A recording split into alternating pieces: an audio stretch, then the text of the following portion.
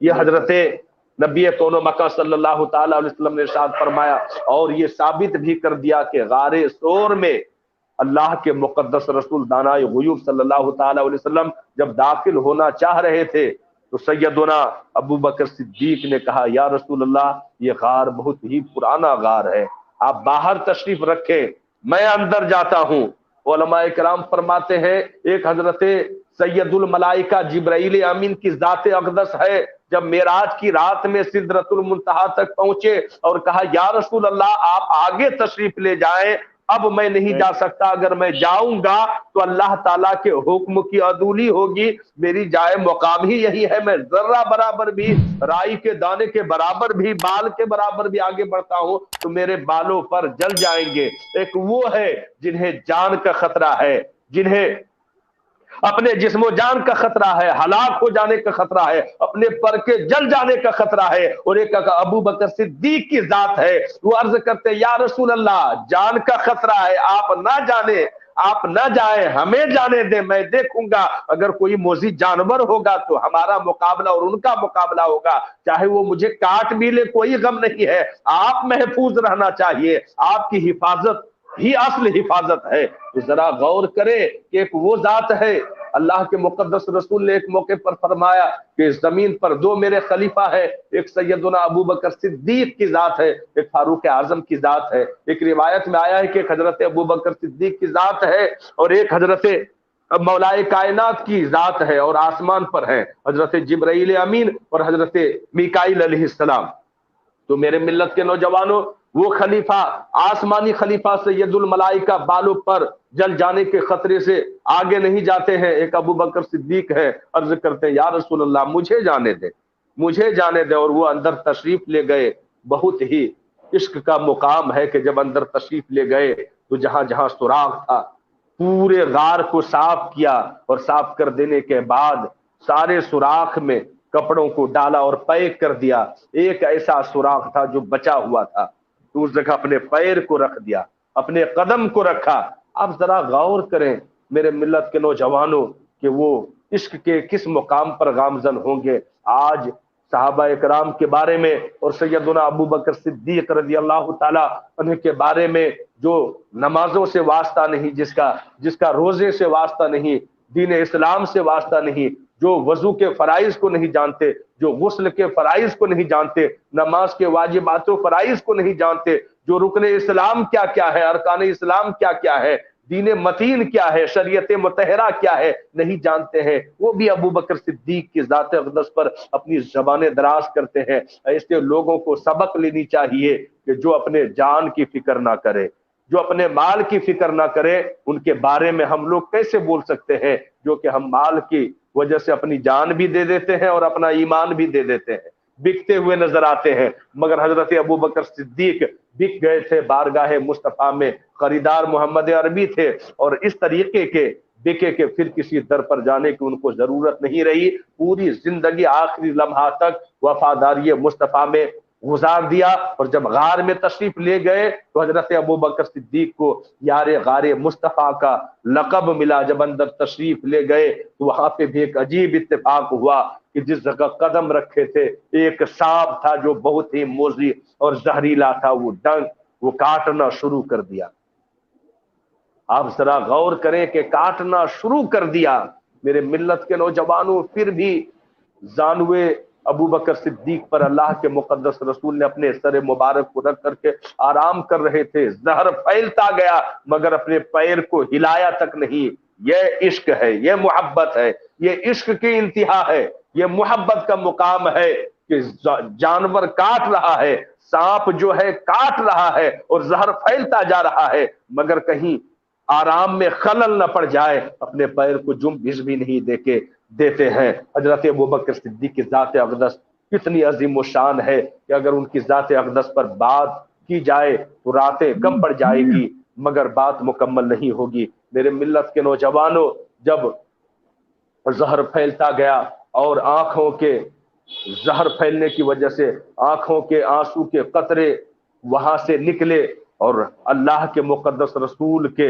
رخسار مبارک پر آ کر کے ٹھہرا تو اللہ کے مقدس رسول بیدار ہو گئے اور کہا کیا وجہ ہے، کیوں پریشان ہو، پریشان ہونے کی وجہ کیا ہے؟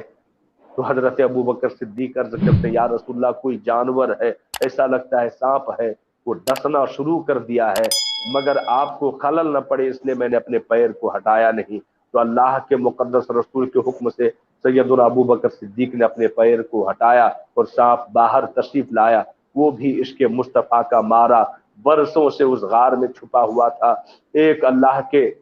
نبی کے فرمان کے مطابق اسی راستے سے جب اپنی قوم سے عاجز آ جائیں گے اور پریشان حال ہو کر کے اپنے وطن عزیز کو چھوڑیں گے اور تشریف لے جائیں گے دوسرے شہر کو، تو اسی راستے سے جائیں گے اور اسی غار میں آئیں گے، تو اس وقت سے وہ سانپ مصطفیٰ جان رحمت صلی اللہ تعالیٰ علیہ وسلم کے دیدار کے لیے اس غار میں موجود تھا۔ دیدار مصطفیٰ کیا۔ میرے ملت کے نوجوانوں، یہ تمام مصیبتوں کا سامنا کر کے جب وہاں سے نکلتے ہیں، باتیں کافی طویل ہے کہ سراقہ نے بھی محاسبہ کیا اور گرفتار کرنے کے ارادے سے آئے، کفار مکہ بھی طرح طرح کے راستوں میں جاتے رہے، مگر 3 دن تک غار میں تشریف رکھا، اور پھر ایک کوئی راستے کے جانکار تھے، ان کو رقم دے رکھا تھا، وہ آئے اور دونوں اونٹنی پر سوار ہو کر کے مدینہ شریف کی طرف تشریف لے گئے، اور مدینہ شریف میں پہلے سے ہی خبر ہو گئی تھی کہ آمنہ کے لال آنے والے ہیں، محبوب پروردگار آنے والے ہیں۔ صبح سے لے کر کے دوپہر سے لے کر کے شام تک سرزمین مدینہ شریف کے عشق و مستی میں محو لوگ عاشق مصطفیٰ آتے اور انتظار کرتے اور پھر اپنے گھروں کو چلے جاتے۔ ایک مرتبہ دیکھتے کیا ہے کہ ودا کی وادیوں سے چہرے انور نمودار ہو رہے ہیں۔ گرد و غبار کو جب دیکھا تو کہا کہ کوئی آنے والا آ رہا ہے۔ جب قریب آتے ہیں دیکھتے کیا ہے کہ ایک دو ذات ہے جس کے چہرے انور پر رحمت و نور کی بارشیں ہو رہی ہے، اور چہرہ جو ہے مثل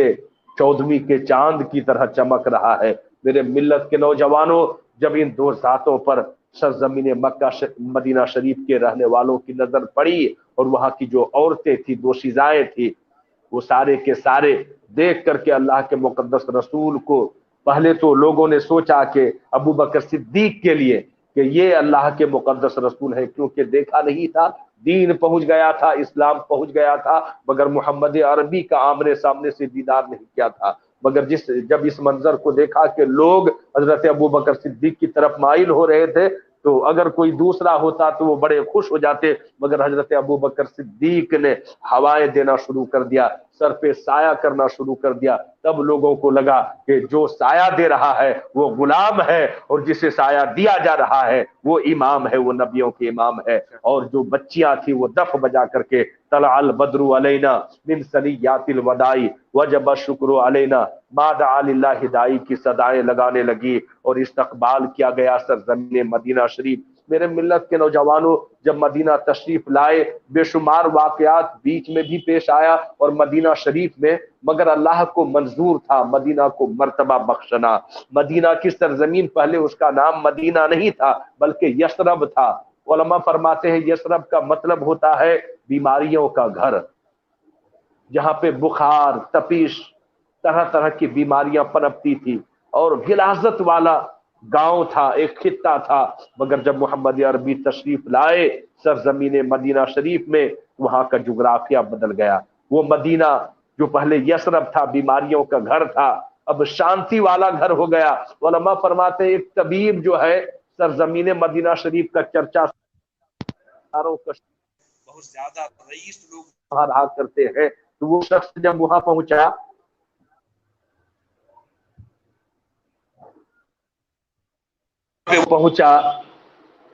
تو 4 مہینہ تک علماء فرماتے ہیں وہ وہاں پہ رہے۔ 4 مہینہ تک رہنے کے باوجود بھی ایک بھی کوئی بھی بیمار مدینہ شریف میں نہیں ملا، ایک بھی بیمار مدینہ شریف میں نہیں ملا۔ لوگوں سے پوچھا یہ کیسا شہر ہے جہاں پہ کوئی بیمار پڑتا ہی نہیں ہے، آخر وجہ کیا ہے؟ میں نے تو سنا تھا یہاں پہ لوگ بیماری میں زیادہ مبتلا ہوتے ہیں، اس کا پرانا نام یثرب ہے، یہاں پہ تو لوگ بیماری میں زیادہ مبتلا ہوتے ہیں، بیمار لوگ زیادہ ہوتے ہیں، مگر 4 مہینہ کا عظیم وقفہ گزر گیا ہے مگر ایک بھی بیمار نہیں ہے۔ تو ایک شخص نے اس طبیب کو روک کر کے کہا کہ اب یہ لوگ بیمار نہیں پڑتے ہیں کیونکہ طبیبوں کے طبیب نے، آمنہ کے لال نے، محبوب پروردگار نے ایسا علاج کر دیا ہے کہ ان کی دنیا بھی سنور گئی ہے اور آخرت بھی سنور گئی ہے۔ اب یہ بیمار نہیں پڑتے ہیں، یہ نبی کے عشق کے بیمار ہے، اور جو نبی کے عشق کے بیمار ہو جاتے ہیں انہیں کوئی بیماری لاحق نہیں ہوتی ہے، وہ اسے کوئی بیماری آ ہی نہیں سکتی ہے۔ تو سرزمین مدینہ شریف کو اللہ کے مقدس رسول نے اپنے قدم نازنین سے سرفراز فرمایا، اور سرزمین مدینہ شریف کو جب اپنے قدم پاک سے سرفراز فرمایا، دیکھتے ہی دیکھتے مکہ شریف پر بھی فتح یابی ملی اور پورے عرب اسلام کے دامن رحمت میں آ گئے اور اللہ کے وحدانیت کے چرچے ہونے لگے، اور دیکھتے ہی دیکھتے پوری دنیا تک اسلام کے پیغام پہنچائے گئے۔ اور اس وقت ملک شام، ملک یمن اور ملک عراق و ایران بہت زیادہ طاقتور ملک تھا، وہ لوگ بھی تھرا گئے، اور اسلام نے جو رفتار پکڑا مدینہ شریف کی سرزمین سے، تو آج تک وہ رفتار برقرار ہے۔ ابھی بھی تحقیق کیا جاتا ہے کہ پوری دنیا میں سب سے زیادہ دوسرے دھرم کو چھوڑ کر کے اگر کوئی مذہب میں داخل ہو رہا ہے تو وہ مذہب اسلام ہے، وہ مذہب اسلام ہے۔ پوری دنیا میں جو سب سے زیادہ کتابیں پڑھی جاتی ہے وہ کتاب قرآن المجید فرقان الحمید ہے۔ پوری دنیا میں جس ذات اقدس کے سب سے زیادہ قصیدے اور ترانے پڑھائے جاتے ہیں اور پڑھے جاتے ہیں وہ محمد عربی کی ذات اقدس ہے، اور یہ قیامت تک جاری و ساری رہے گا۔ نبی کون و مکان صلی اللہ تعالی علیہ وسلم کی ذات اقدس 1400 سال پہلے جتنے لوگ ماننے والے تھے دن بدن زیادہ ہوتے چلے جا رہے ہیں، اور قیامت تک اور بھی زیادہ ہو جائیں گے، اتنے زیادہ ہو جائیں گے۔ آخر وجہ کیا ہے؟ اسلام کو فروغ پانے کا وجہ کیا ہے؟ اس لیے یہ مسلمان کو دیکھ کر کے اسلام قبول نہیں کر رہے ہیں کہ ہمارے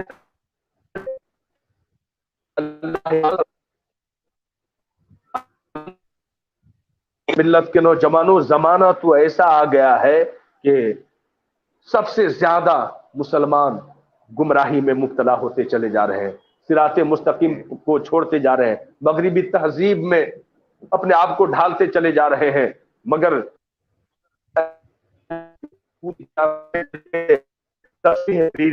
محمد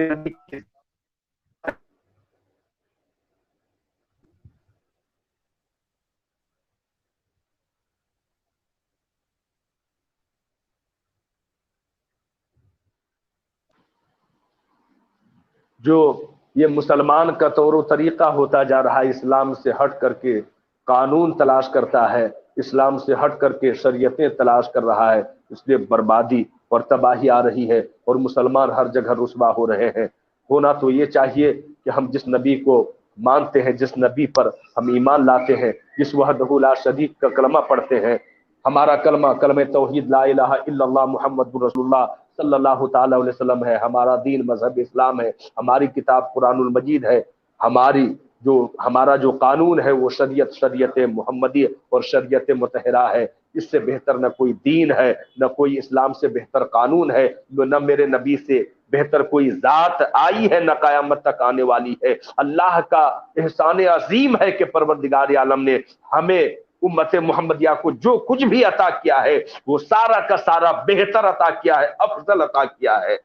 اسلام سب سے بہتر مذہب ہے، نبی کی ذات سب سے افضل ذات ہے، قرآن خدا کا کلام ہے، اللہ کی کتاب ہے، سب سے بہترین کتاب ہے، اور امت محمدیہ سب سے بہترین امت ہے۔ تو ہم بہترین امت کب ہوں گے؟ قرآن کی روشنی میں کنتم خیر امت اخرجت للناس تأمرون بالمعروف وتنہون عن المنکر، کہ جب ہم نکلیں گے اور لوگوں کو حکم دیں گے اچھائی کی اور بری باتوں سے روکیں گے، مگر جب خود گمراہی میں مبتلا ہو جائیں گے، الگ الگ